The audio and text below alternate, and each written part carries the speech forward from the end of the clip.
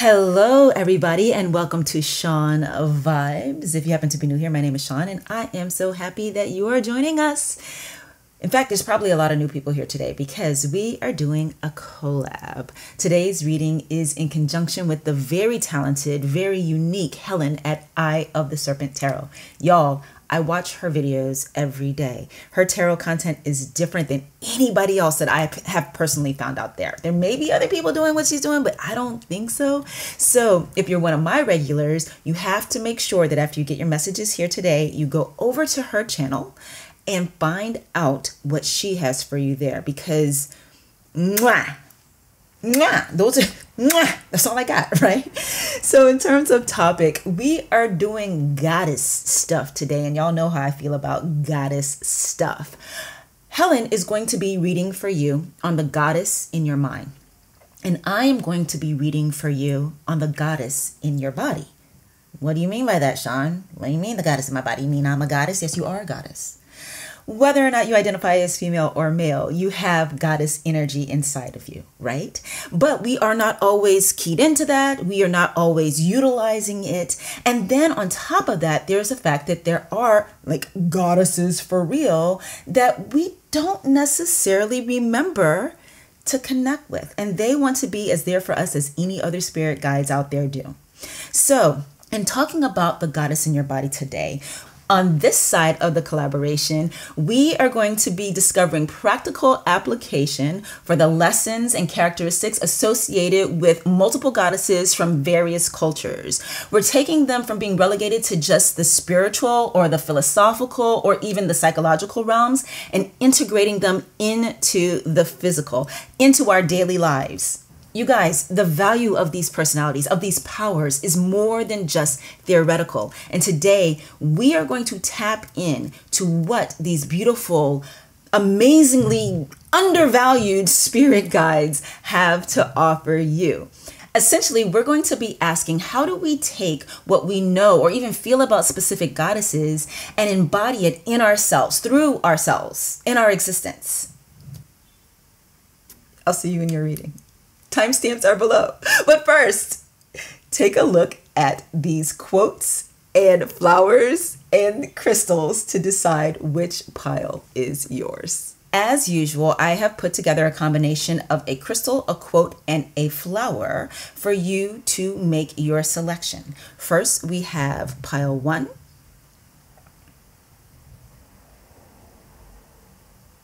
pile 2,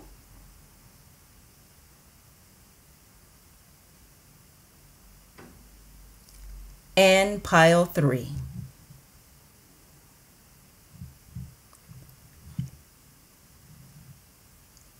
Take a second, take a look, see which of these piles is calling to you today, and I will see you in your reading.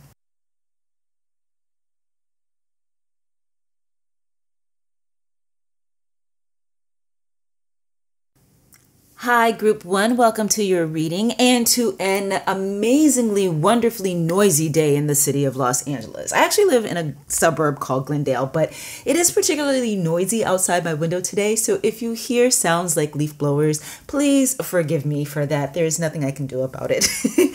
I live in a huge ass city. So for those of you who are brand new to the channel today, welcome and thank you for coming to visit.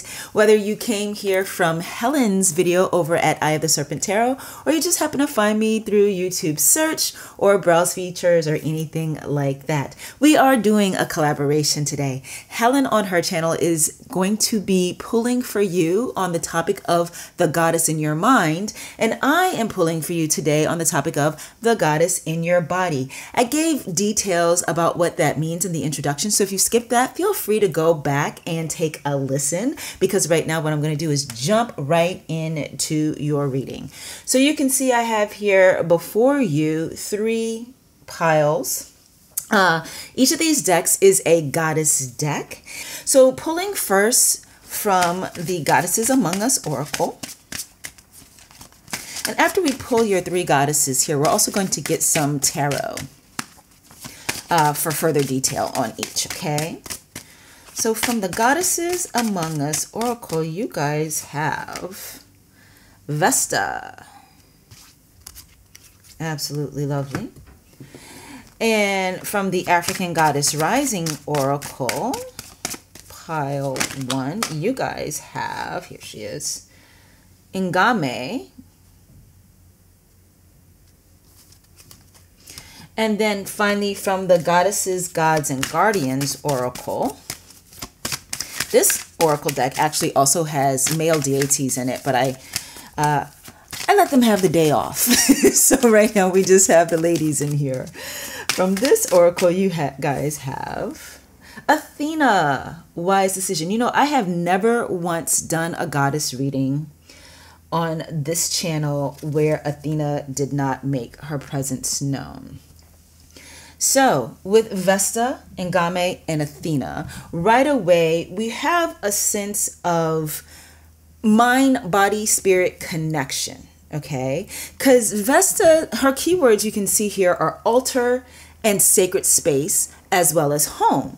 Now, the home itself can be a sacred space, but how many of us have thought of or already have created altars within that home? So it's like you have your sacred space within the sacred space. I know one of my sisters has a belief that a TV, and I think she might have learned this from somewhere, it's not just something that was innate to her, a TV should not be in your bedroom because the bedroom is supposed to be your sacred space, the place where you rest. And if a TV is in there, TV is the opposite energy of rest.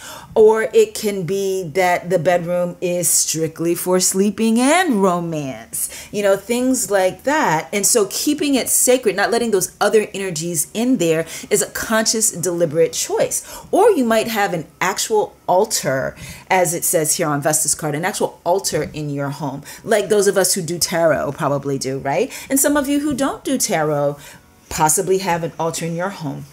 So if you don't already have some sort of designated sacred space in your home, that is one way in which you can bring the goddess energies associated with Vesta into your practical life. With Ngame, we have the keyword of desire. That speaks to, I'm sorry, in case I didn't say it, with what we just talked about with Vesta, that's the spirit side of this connection. With Ngame and desire, that's your physical side, right?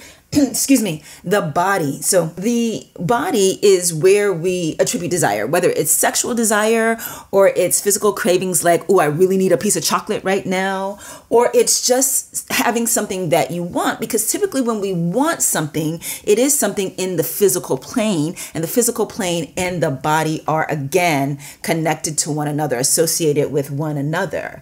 And then with Athena here, and wise decision, that is clearly talking about your mental activity and the goddess in your mind, or the goddess energy of the mind. So if you are someone who hasn't felt as though you could trust your own judgment, hasn't felt as though you can make decisions for yourself, what you're being encouraged to know through Athena right now is you can, because you don't have to make the right decision for it to be a wise decision. Sometimes the wisdom is just in making a decision for yourself, because in making a decision, you move yourself forward. And when you move yourself forward, you're able to say, yes, this works for me, or no, this does not work for me. And if it doesn't work for you, guess what? You can make another decision.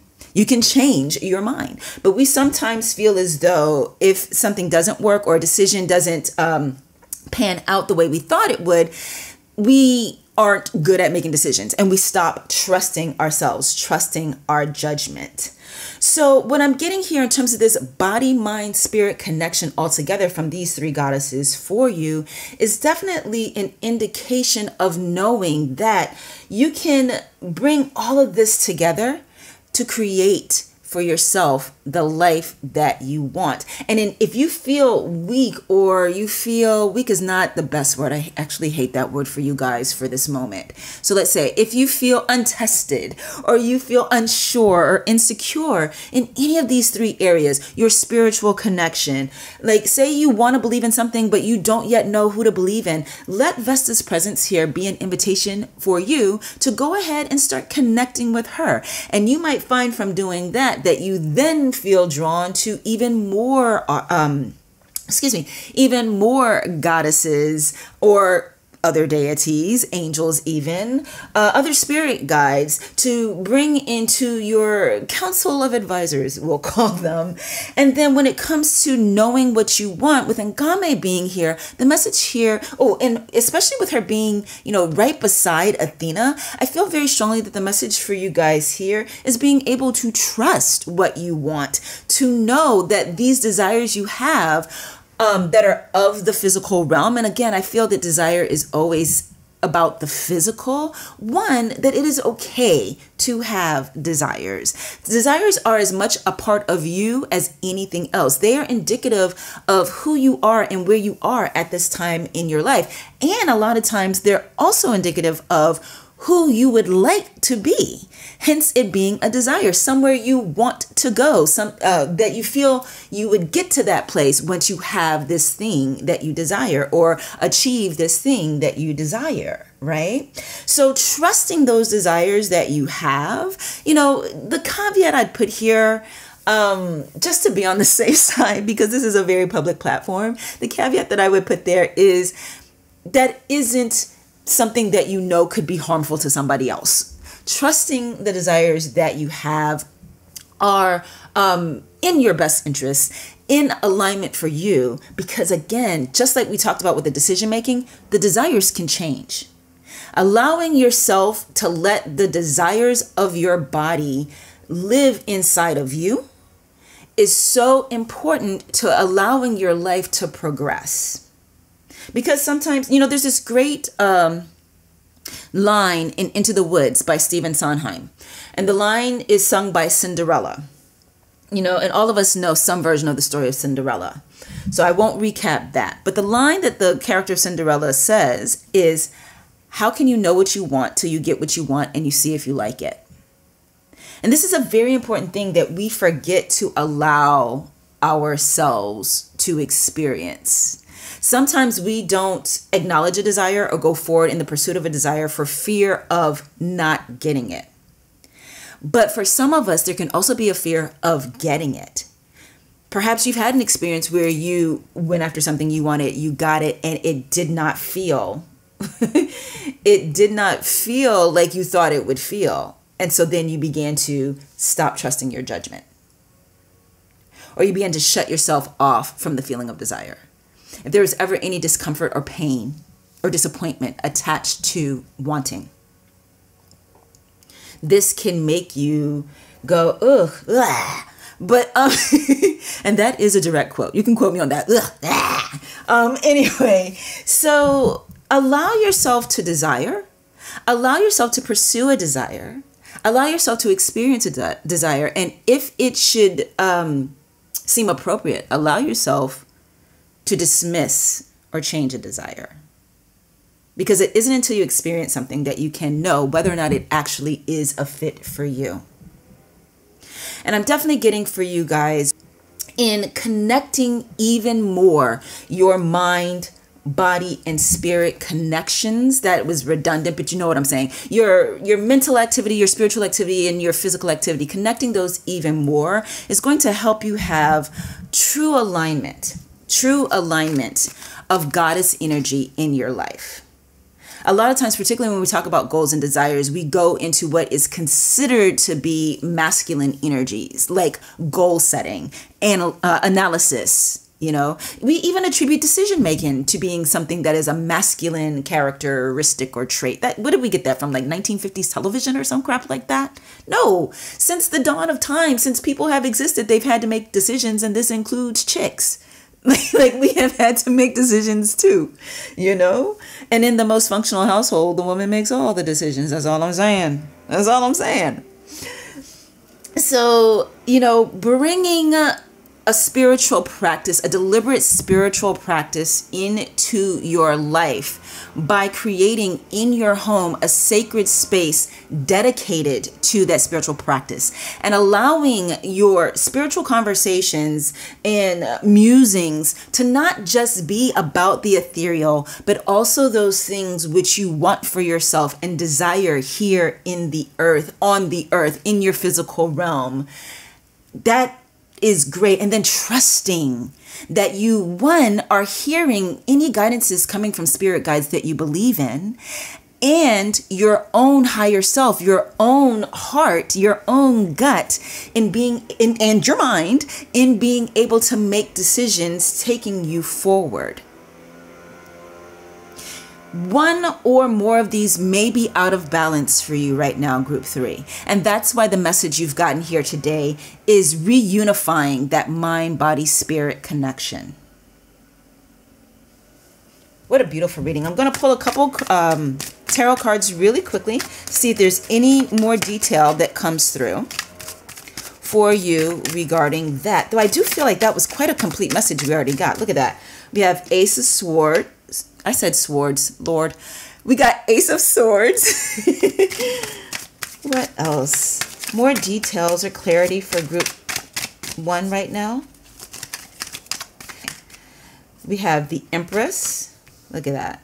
So again, that which we typically consider to be masculine energy, you know, at least societally, there's a lot of thought of thinking being a masculine thing. And then of course, with the Empress here, we 100% have divine feminine energy. We have the creativity that comes, you know, creativity itself is a very feminine, I believe it's a very feminine practice, all creativity. And I believe that because of the fact that we do have the, not obligation, thank God, but the ability to create life, you know.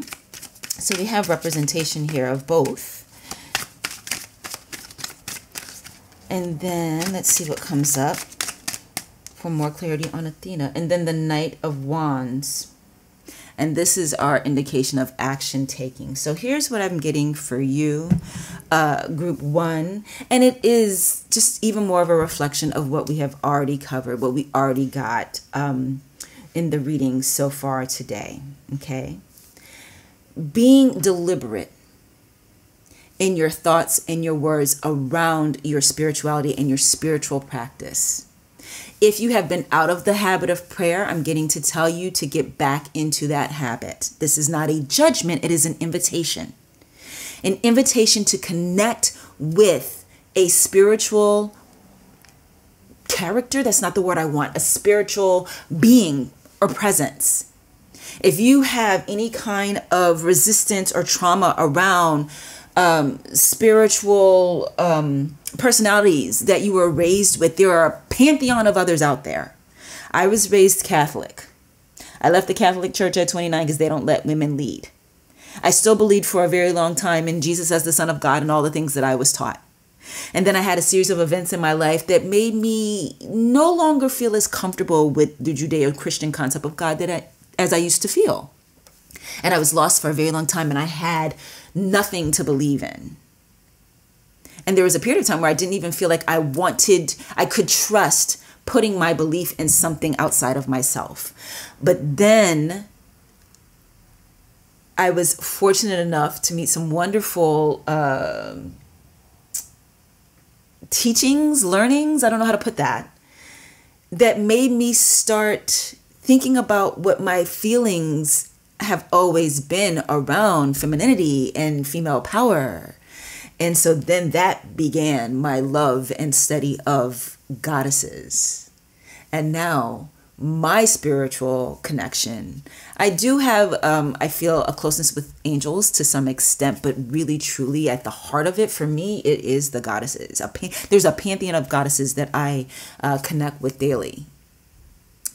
And so the invitation for you is to be more deliberate in your communications with spirit, with goddess energy in your physical practice of your life daily. Make it a deliberate choice daily to speak to them. And then eventually listening or hearing will happen as well. And speak about those things you desire and trust that it is okay for you to create the life you desire, even if you at some point choose to uncreate it. That is the power of the Empress energy here under Ngame, that you can create for yourself those things you want in the physical world and give yourself permission to uncreate it. And then finally, what we have here with Athena being supported by this Knight of Wands card is to allow yourself to take action on the decisions that you make.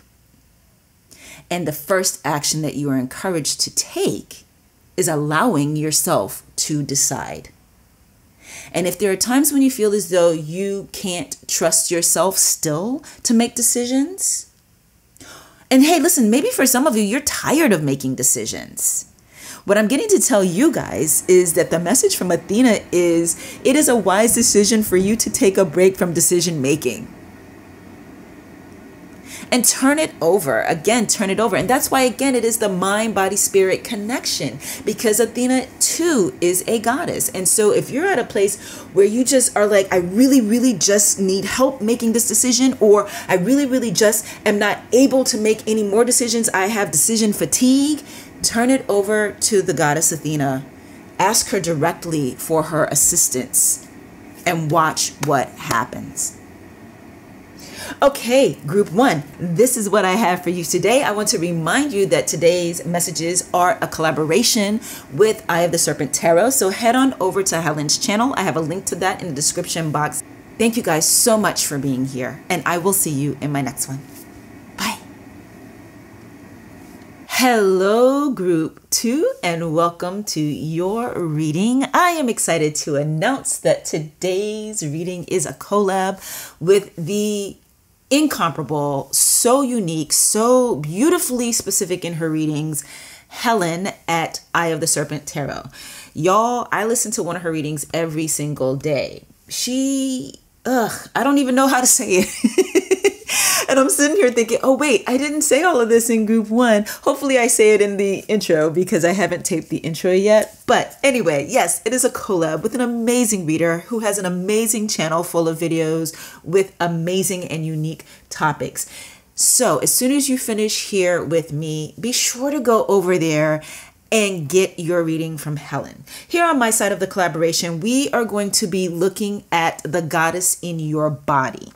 Helen is going to pull cards for you about the goddess in your mind. For our side of things over here, the goddess in your body may show up in terms of ways in which you observe, look at, and treat your body. Or it can show up in your reading, giving you guidance on how to bring goddess energy into your life in a practical way. I speak more on this in detail in the intro. So if you did skip the intro and you want more insight into what I mean by these things I'm saying right now in a quite inarticulate way, feel free to head back over to the intro, listen to that, and then come back here because I do want to jump in and start your reading. So, as you can see, we have 3 decks laid out before you. We have the Goddesses Among Us Oracle, the African Goddess Rising Oracle, and the Goddesses, Gods, and Guardians Oracle. We're going to pick a card from each of these to see which goddesses are coming through with messages, guidance, possibly even encouragement for you right now. And then we're going to get further detail from the Universal Weight Tarot. So, group 2. Who is the first goddess whose characteristics are very much available to you and in alignment right now? You actually got 2. We are going to take both, though my intention had been for 1. You got Frigg and you got Artemis. Now, because there are 2, I do want to make a slight adjustment. Listen, don't feel that my putting one under the other is in any way indicating one is more important than the other. I just don't have room to lay them side by side and put your other cards there. Okay, guys? So you have Frigg and you have Artemis from the first deck. So from our second deck, the African Goddess Rising Oracle, you guys have, this one looks like it's coming out for you. Ooh, self-sabotage.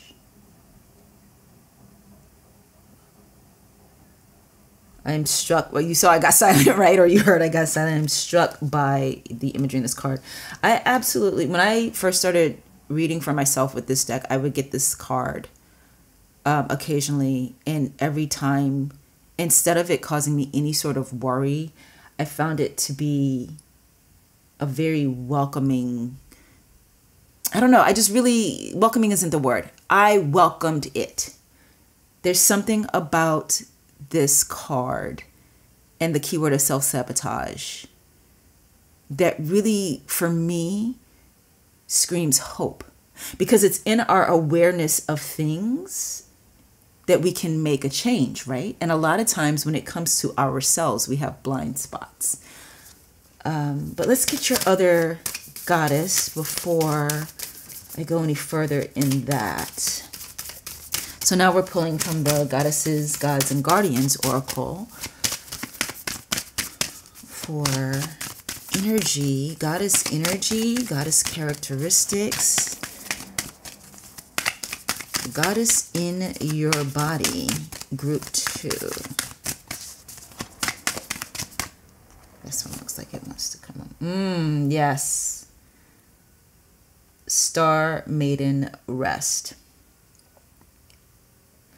So with these two that came first from the Goddesses Among Us Oracle, Frig's card, her keywords here are fertility, family, partnership. Okay. And Artemis, her keywords are intention, focus, goals. And when we add to that what we have coming from Mom Lumbo, I forgot to say her name to you guys earlier when I was wrapped by the imagery of the card. Mom Lumbo, with her, we have self-sabotage. And with the Star Maiden, we have rest. I am getting that for you, group 2, your message is really about just doing too much and not utilizing enough the support system that you have. This support system is your partnership. I'm getting that the support system can be people outside of your family who you work with, outside of your family who you feel close with like family, or your family itself. I'm getting that there is inside of you a need or a desire to do it all yourself. For some of you, there's something around, I need to do it all so that it's done right. And in not being able to or willing to delegate or trust even others, you may have been burned before. I am definitely getting something around, and I'm not getting that it was a burn that happened in your adulthood, but a burn that is very deep. Old is the word I'm looking for. A long-standing sense of feeling as though you've got to do it all. You are someone who is very driven. You have goals and intentions, desires, dreams even, that you feel quite capable of manifesting or bringing into fruition, bringing into the world for yourself as well as for others. I'm getting that for some of you, there is works that you do that are for the benefit of those who are not you. So some of you may be self-employed entrepreneur types, and some of you may be people who actively do work for others in terms of like a collective. You may work in some sort of a nonprofit field or do a lot of volunteer work, where there's a lot of activity that goes into the goal achievement. So it's not just like some goals, we get an idea, we sit down behind a computer and we use our fingers, and our fingers are the only piece of us that are, at play in bringing this thing to life. Our fingers or our hands if we're using a mouse, So in the case of creatives like myself, I do a lot of work on the computer and then I put it out there on the computer. But I'm not using my physical body so much. But I'm getting for a lot of you, you actively have to like leave your house and go to places and cart things somewhere, reorganize environments, like really physical activity is part of whatever it is you are intending to do for yourself or for others. And then for some of you, it could be that you're more similar to me. And either way, what's happening is you are pushing too hard and you are doing too much. And the goddess energy that so that's what's in your body now. It's just really focused, driven, go, go, go. And it is creating a bit of self-sabotage because there's, you're not remembering that you're just one person. And for some of you, even just saying that just now feels like an insult. It's not an insult, baby girl or baby boy. Oh, I like how that sounds, baby boy. Anyway, it's not an insult. It's not an insult. It's just a fact, okay? And being human, no matter how spectacular or capable a human you may be, your own individual resources have a limit. And many of you here in group 2, y'all are pushing past your limit. And you are forgetting to live in balance. You are forgetting to realize that resting is as important to productivity as doing. And this is your self-sabotage. And I'm getting that the blind spot aspect of it is there has been some way in which you have come to believe that it is wrong or lazy to not do it all yourself. There's an overdeveloped sense of responsibility for the outcome of things. But even if the thing that you are trying to do or intending is specifically just for you and not for the sake of anybody else, there is still a need for partnership. There is still a need for support from outside of yourself. See, there's the part that is the humans, what we have already talked about, other humans that can help you with a thing, because other people have access to environments or even more people that you may not have access to, or they may have knowledge that you don't already have, right? They may have time that you don't have. So being able to count on, partner with other people can help you in that way. And then there's the piece of it that is the universe's part, or if you want to say God's part or your spirit guide's part, however that works for you, right? The Tao, I love the Tao. Okay. So the piece that is not on you. And what I'm getting to tell you, group 2, is so much more is possible for you. Listen, because there's no way I'm going to be able to convince you to want less. And there's no way I'm going to be able to convince you to release some of these intentions and goals that you have, whether for yourself or for others, because it's part of who you are. It's part of your makeup. But what I am being guided to remind you of, or for some of you, it might be brand new information, is that you are not in this alone. There is another component, 2 other components to anything it is you are intending to do or striving to do. And that other component is the people around you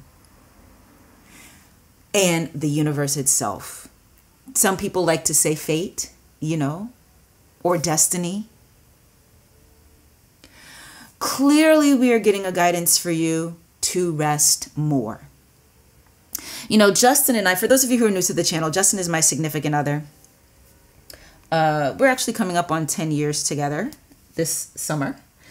And he and I were just talking on Sunday because I wanted Sunday to be a day where we just laid around. We were lying around. Okay, what I wanted to do was for us to lie around together and do nothing all day. Because I really believe that rest is required for being our most productive self. And I don't believe it because I just came up with it magically because I'm so super smart. This is true. This is a proven thing, right? Effort and surrender.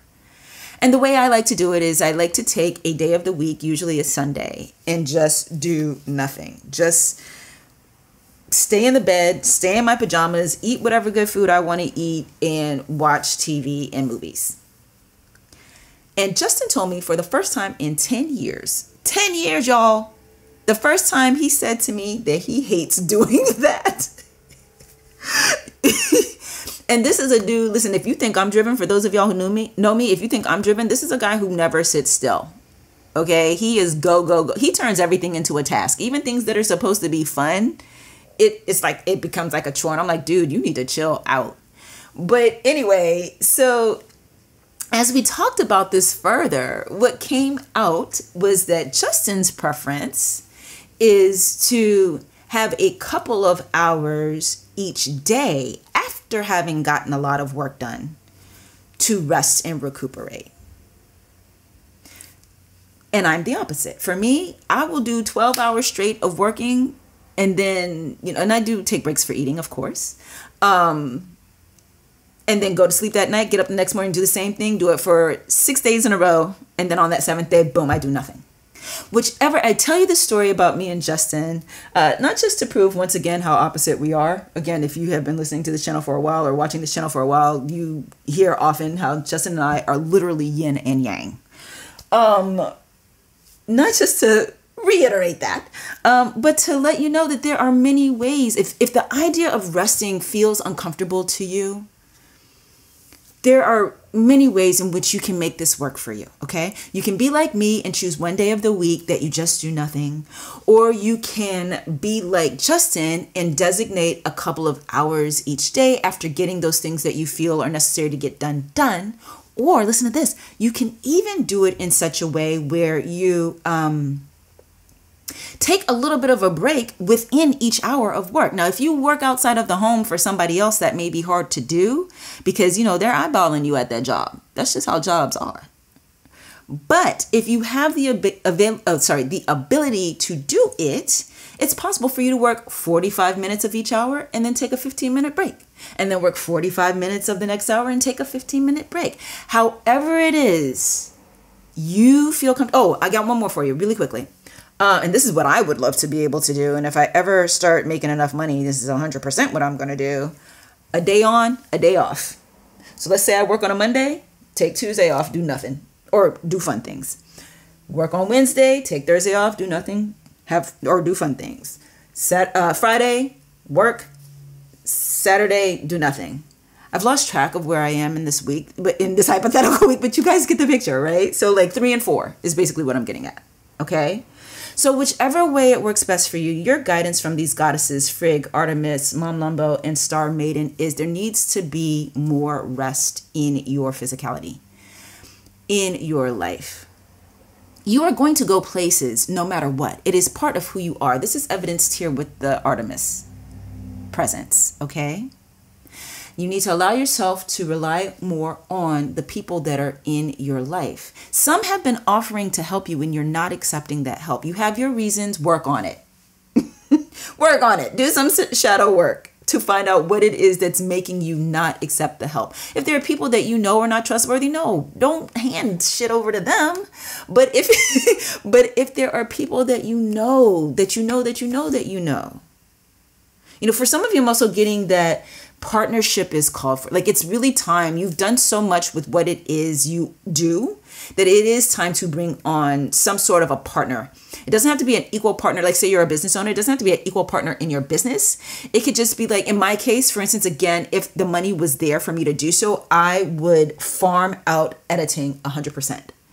Or with my Etsy shop, I would hire a virtual assistant to become the person who works with me regularly. So that's what makes them a partner, right? They work with me regularly to handle the delivery of the readings to my clients.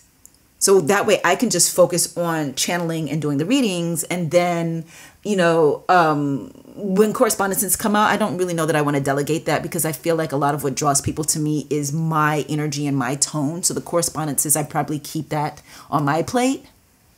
So this person, this VA, would not be an equal partner in my business, but they would be a partner in that I work with them. We work in conjunction with each other to make things run more smoothly, make it easier for me, have it be more balanced, allow me to incorporate rest, which would ultimately make me more productive.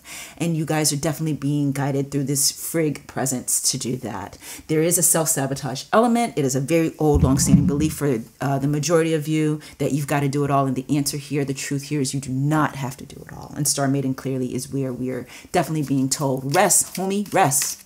All right, pulling now from the universal weight just to get a little bit more detail for you. Little bit more insight for group 2, please. I almost called you guys group 1. And I think at some point during group 1, I called them group 3, which made no sense at all because I hadn't even done the group 3 reading. I hadn't done any readings yet. So My brain should have known that was group 1. All right, so we have conflict. Yeah, we have the 5 of Wands here. And so there is this conflict here. You know, this is reiterating the fact that there is this conflict between being focused. Oh, yes, I'm getting for some of you, there's also partially a conflict. Do you feel overwhelmed, group 1? Of course you do. Otherwise, we wouldn't have gotten such a message around rest, would we? Some of you have been, I'm getting that some of you have been so weighed down by this, or that it's actually creating a situation where you have been feeling like you have to stop doing what you are doing altogether in order to be more present for the family, to be more present for some of you. I'm getting that the being driven has kept you from starting a family of your own, and family is something that you truly want. So again, the guidance here is, one way to ease that conflict is to stop thinking of it as all or nothing. Stop thinking of it as you have to do it all. Allow yourself to either reach out to those people that you already know and feel are trustworthy, like family, or maybe some members of your family. Like, you know who I could put to work? Speaking of putting family to work, my mother, she's retired. She ain't got nothing to do. Like, you know, but I'd have to be very, very mindful of what I turned over to her because of the fact that she isn't me and, you know, different skill sets. But anyway, back to you, group 2. Yeah, I'm getting, there's a conflict here between what it means to be an achiever and what it means to be part of a family, even the head of a family. And so if that aligns for you, if that feels true for you, really very much so, the guidance that we got around letting your family be part of what you are accomplishing is called for. You know, some people do this in a very formal way in terms of like family business, you know? All right, let's see what else comes up. Other clarity or detail for group 2, please. Other clarity or detail for group 2. The Emperor.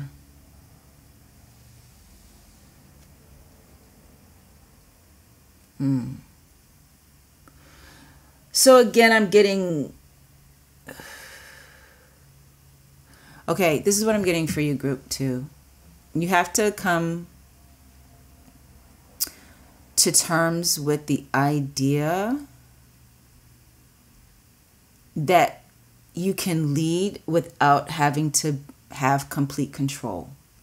I'm getting that in the history, there has been a personality or personalities that you had to contend with that robbed you of your free will or your ability to make decisions. This person was overly controlling, domineering, tyrannical even, possibly narcissistic. And you sublimated for a long time your own power and felt the need to, you had to acquiesce to this person's version of reality, the dynamic that they allowed to happen. This is probably a parental figure, definitely a person in a position of authority that you could not escape. Okay. And, you know, this may not be true for all of you, but somehow, somewhere, whether that, what I just said about the parental figure is true or in some other way, a mistrust of authority has come about. Let me say that better. I want to say it better. Because you were not allowed to be in your own power when you were younger or at some point in your past. Now having established for yourself your own ability to decide, create, control, lead, makes you now, you're going to hate this, a little bit tyrannical. because you don't want to be overridden by others. And in your desire to not be overridden by somebody else, there is a resistance to letting other people weigh in or contribute. And that's the self-sabotage. Okay. And you know, there's this saying, I think it's from one of Shakespeare's plays, but I can't remember which. It would have to be one of the histories. Heavy is the head that wears the crown. And that's what's happening to you, group 2. The crown is getting so damn heavy because you're doing it all alone. All right, one more tarot card for group 2. More guidances around, thank you, the world. The world. What I'm getting for you here is knowing when it's time to stop. Now, see, if I was watching this and picking a pile, this would probably be my pile, right? Because remember how I mentioned a second ago my tendency to do 12-hour days? It is very important to know when you have accomplished enough for the day. It is important for you, group 2, to know when it is time to stop and ultimately to rest. So even if you can't bring yourself to fully just lie down, at least bring yourself to a place where you can know, okay, that is enough for right now. Because listen, there's another day coming and you can do more tomorrow. And I'm getting to tell you, group 2, to start patting yourself on the back more. Start giving yourself props more for what you have done. There's a little bit of never feeling as though you have done enough that keeps you going and going and going, that makes you so driven, that makes it impossible for you to rest or allow for rest. So be able to call the task finished. Be able to call the day finished.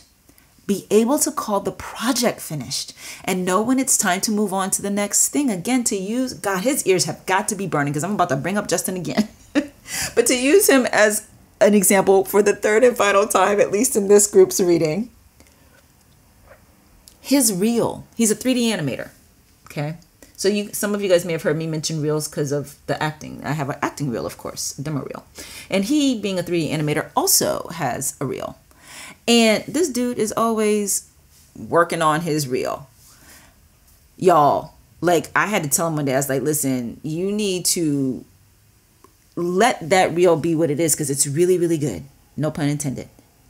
And move on to a different task right now. Because when we just stay on the same thing for too long, or we don't allow ourselves to move forward at all, we don't progress. We are stuck.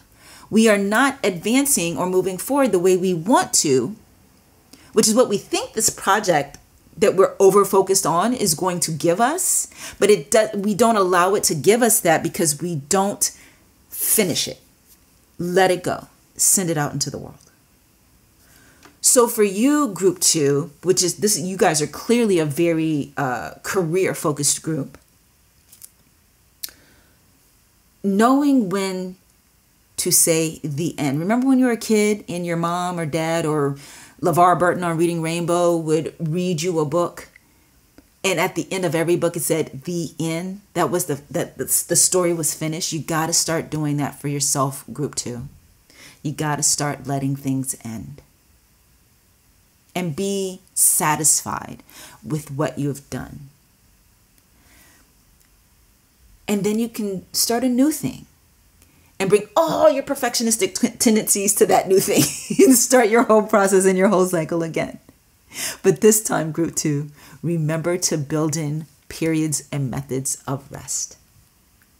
All right, that is what I have for you today. I want to remind you that today's messages are a collaboration with Eye of the Serpent Tarot and the wonderful Helen over there. So please be sure to go over to her video next. I will put a link to it in the description box here so that you can get your messages from her on the goddess in your mind. Thank you all so much for being here, and I will see you in my next one. Bye.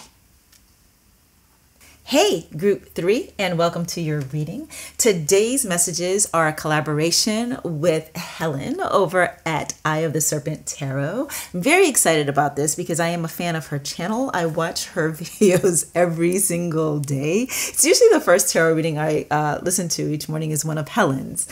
So I will definitely be putting a link in the description box here so that you can go over to her video where she's going to pull cards for you on the goddess in your mind.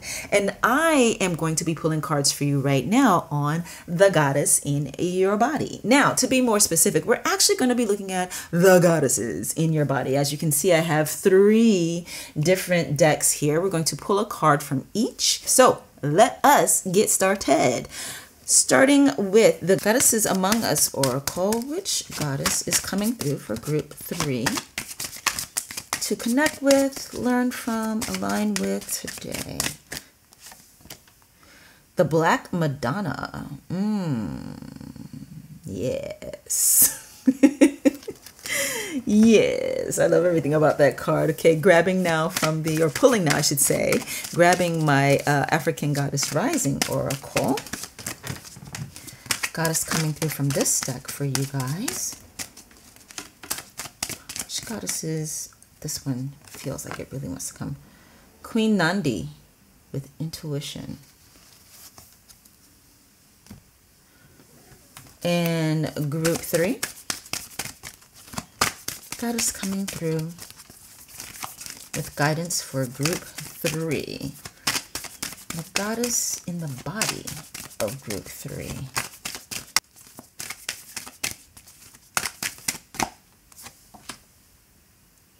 Again, we have Mother energy. We have Mother Mary and emotional healing.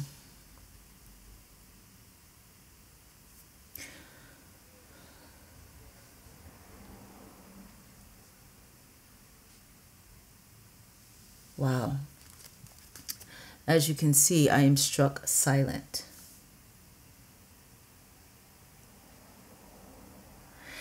I don't feel at all like it is, I mean, I never feel like it's a mistake or a coincidence, the cards that we get in these readings, right? But look at this, you guys. I just want to point this out real quick. So we have the Black Madonna, and usually when we hear the word Madonna, if you have any history or background in Judeo-Christian traditions, or Judaism, well, no, yeah, Judeo-Christian traditions, I'm going to make sure I get that right. The word Madonna is used to reference the Mother Mary, the mother of Jesus. And we also have the Mother Mary herself who showed up for your reading today. But look here in the middle, a mother. She's literally holding a child.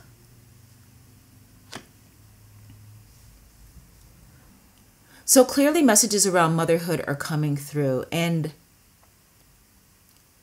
I'm kind of struck dumb by it.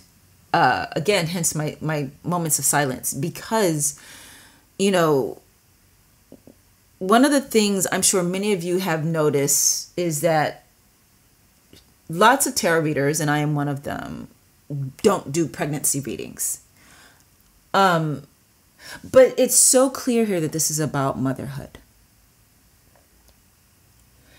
The messages that are coming through right off, clearly someone in this group, possibly many of you, are going to be having a child soon. For some of you, it is that you have been wanting to conceive for a while and have not had the ability to. I'm getting that, to sound poetic, your womb is opening. Okay? That there's been a divine timing aspect to the delay. So you can walk away from this reading with hope, knowing that motherhood is in your future. For some of you, there is a message coming through about the ability to see yourself as mother as well, but in a different way. Your block has not been physical, but emotional, possibly in some ways psychological. There has been a concern or a fear of not being able to be a good mother. And so because of that, you haven't allowed yourself to even consider becoming a mother to anyone. I didn't say that right. But I feel like the reason why it didn't come out right is because there's a guidance coming through that you don't have to worry so much about what kind of mother you would be to your child.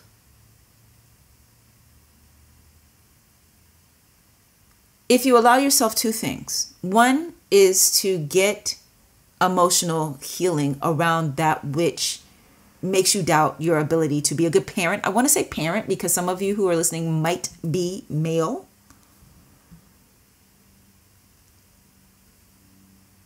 And then the second thing is to begin practicing the energy of mothering before having had a child.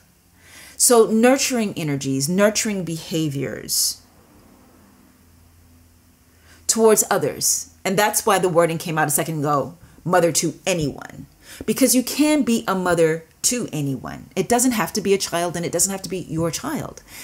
You can be a mother to everyone. Some of you might identify in that way. You may be very naturally nurturing and find yourself mothering people all the time. You may be a supervisor or owner of a business. And, Queen Elizabeth I saw herself as the mother of her subjects. That is how she chose to approach ruling her kingdom, and it served England well. They went from being the smallest, impoverished nation to becoming the superpower that they became before we, said, hey, you don't get to rule us over here in the States anymore.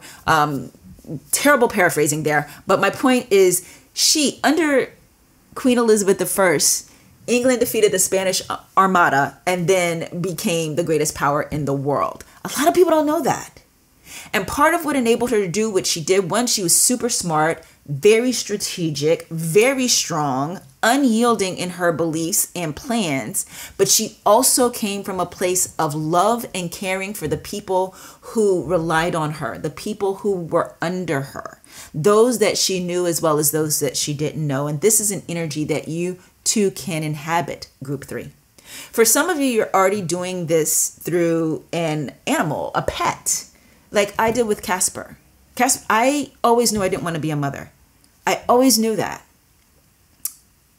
Even before I knew I didn't want to be a mother at all. When I was in elementary school and the kids would talk about having babies and naming their babies, and I don't know why elementary school kids were talking about that. Don't ask me. It was the 80s, okay? I would always say that I would adopt because I knew I didn't want to give birth. And then as I got older, I knew I didn't want to have children at all. I didn't want to be responsible for children. It's just not an interest that I have. And so when I was 29 is when Casper came into my life. And I ended up becoming a mother anyway. I ended up becoming his mother. So some of you may already be doing this with a pet. 19 and a half years, that was my son. For you, I'm getting to allow yourself the nurturing energy. Allow yourself to live out nurturing energy, whether you choose to have a child at some point or not. Because there is a part of you that is so not just primed for this, but gifted at mothering and gifted at nurturing. And mothering doesn't have to just be like tending to someone when they're sick or taking care of people or being a shoulder to cry on. It can also be giving wise counsel, giving guidance, encouragement, discipline, correction. Just being a maternal leader makes you mother-like, mother-ish. And I'm getting that some of you, most of you who chose this group have a block there Some of you, it's because of disappointments and pains you've had around trying to conceive. But some of you, it's because of not allowing yourself to go there. If you're just listening, I'm using air quotes as I say go there. You're not allowing yourself to go there emotionally or psychologically because of things that make you feel incapable of being a nurturing person. Some of you, it could just be straight out rebellion and resentment of the idea that women have to be that. If you identify as female, you know, you may just be course correcting in the other direction deliberately and ferociously because of what your idea of mother is. And what we can see here in the depiction of these three goddesses is mother can look very different ways. See here with the Black Madonna, the keyword, one of the keywords she has is cosmic mother. Cosmic mother is the beginning of things. It is ethereal. It is spiritual. It is magical. And then you have the idea here with Queen Nandi of the Queen Mother. And in some traditions, the Queen Mother's only responsibility is to produce an heir. But in some others, they are a cohort to a reigning king. And then in others, like the example I gave of Queen Elizabeth I, they are queen in their own right and mother to their people. They are leaders. They are strong and their strength is needed, admired, respected, feared sometimes. And then we have the Mother Mary here, who represents, I feel, the more traditional concept we tend to have about mother. I'm going to say it better because traditional is not the word I mean. The more common concept we tend to have of mother. Someone who brings a human into the earth, onto the earth, into the, I don't know how to say that, but some preposition, the earth, and helps them grow up. And then they go off and do their own thing and her job is done. You know, that's how mothers are depicted in Hollywood movies and TV shows a lot. For the longest time, I absolutely hated getting an audition asking me to read for the role of mother because it's like, she don't do nothing. She's pointless. So for some of you, the resistance might be in what you think it means to be a mother or mother-like. Because of this, which has permeated our Western culture society, because of its Judeo-Christian roots, right? But being a mother can mean so much more than just helping someone else fulfill their potential. I'm also getting to tell you to allow yourself to nurture yourself, to be a mother to yourself. For some of you, reparenting the self is called for. Some of the resistance you have towards the idea of seeing yourself as any sort of mother in any way at all is because of not having been well mothered in your own childhood. And I'm getting to tell you to be for yourself that which she was unable to be. Particularly if you are someone who had a narcissistic mother. That is, oh my God, so painful. The narcissistic mother can look many ways. She can be that mother that needs to be the center of attention, sees herself as the main jewel or flower, and is constantly putting you down, not letting you shine, not letting you flourish, not letting you be seen as beautiful or handsome or wonderful. Or she can be narcissistic in the way that she is completely vulnerable and needy all the time, and all focus and attention has to go on her, the care of her, and she becomes like the child in your dynamic. And you were parentified, and you had to take care of her, and you did not get parented.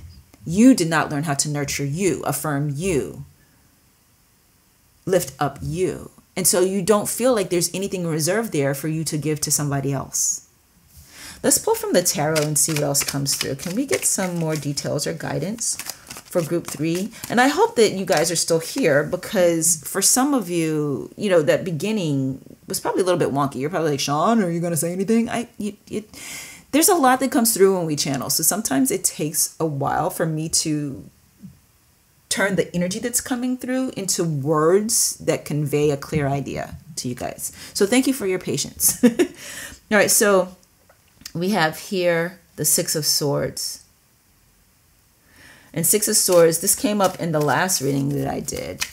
except it didn't mean this in the last reading. I referenced this, and it is the idea of shifting the mindset around something, the thoughts around something. And I'm getting specifically for you, group 3, to shift your communication around something. If there is ever a sneer or a snarl in your voice or on your lips when you think of or talk about the idea of mother, or the word, or use the word mother, it's time for that to stop. It's time for you to shift your thinking around what a mother is. I'm getting also to tell you, you get to define what mother means in terms of you as a mother, or mother, the mother that you have.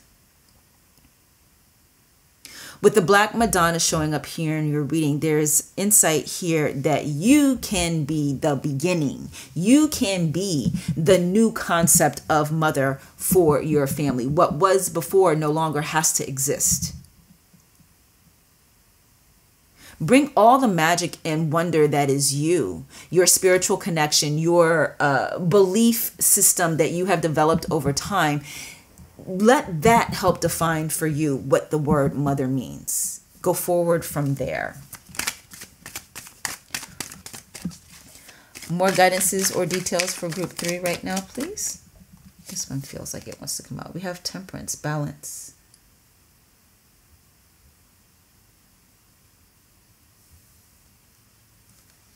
So I haven't spoken a whole lot on this keyword Queen Nandi has of intuition. But it is there. We hear people talk often of woman's intuition. So by default, that means there's such a thing as mother's intuition.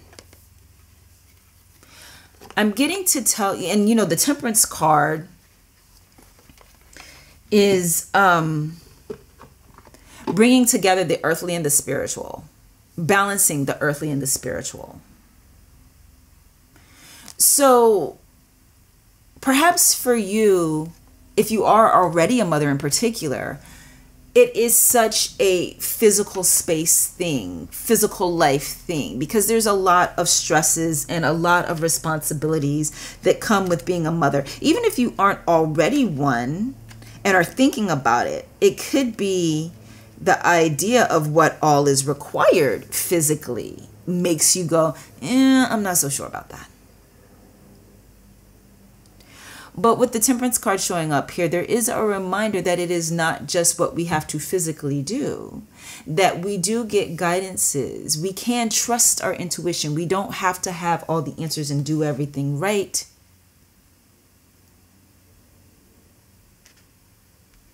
That there is an inner knowing that can help you feel that connectedness between the earthly requirements and your spiritual life, or your spiritual guides can help create for you the direction to go in, the actions to take, the things to know not to do. So don't let the stress, what's coming through is, don't let the idea of stress of motherhood be a deterrent. I paused because for a second I was just like, wait, is that an okay thing to say? Because having the responsibility of other living human beings is a lot.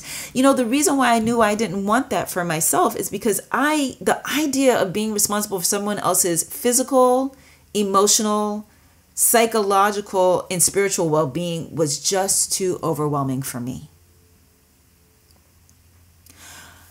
And I'm getting that for some of you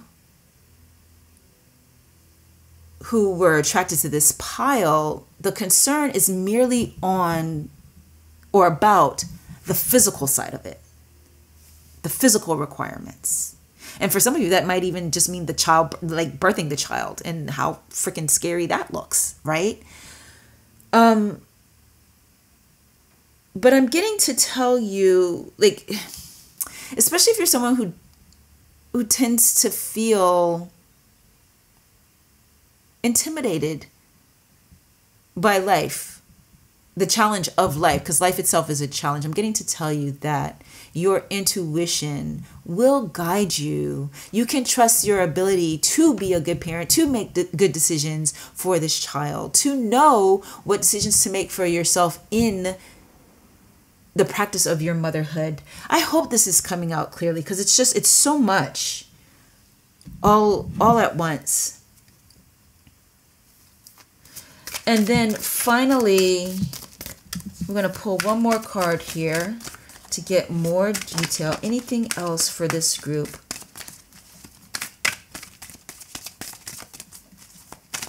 Anything else for this group? You have the Seven of Pentacles. I'm getting for you, group 3, that the guidance here is to look at what you have already been able to do. Look at what you have already grown. Look at what you have already nurtured. Look at what you have already brought to fruition.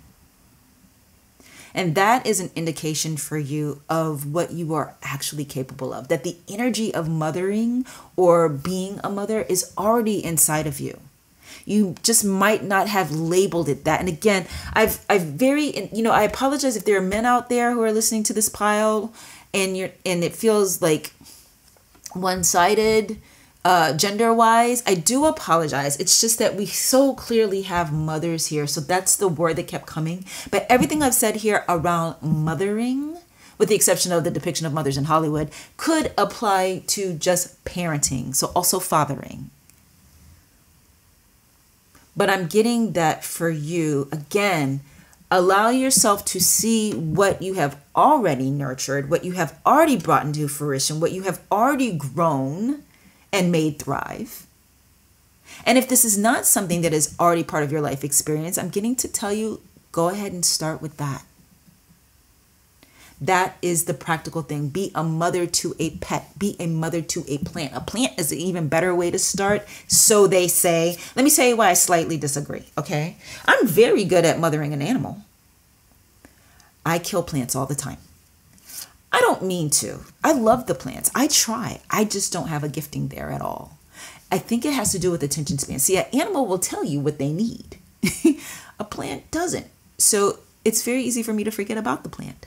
So there is a conventional wisdom out there. Start with a plant and then go on to an animal and then a human, But I don't know that you need to follow that. I think for some of us, starting off with nurturing an animal, let yourself feel that sense of responsibility, that sense of love, that sense of nurturing. And it gets reciprocated to you too. And what a great feeling. For me personally, there was no better feeling than snuggling down with my little boy. I loved it. Loved it so much. Okay, I hope this message was clear for you, Group 3. I really do. Because there's definitely, an indication here for you to allow yourself to be more nurturing and believe in your right to be nurturing or to even be a mother if you so desire than you have in your past. Allow this energy to live in you. It is there and it is sufficient. You are nurturing enough. And you can cultivate, or you have the potential to be nurturing enough. That is in you, and it might just need a little bit of tending, a little bit of nurturing. Nurture your nurturer. Okay.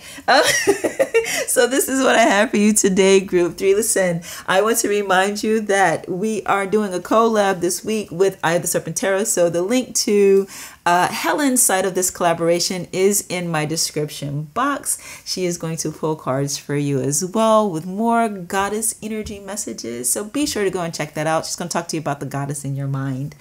And as always, I thank you so much for being here, and I will see you in my next one.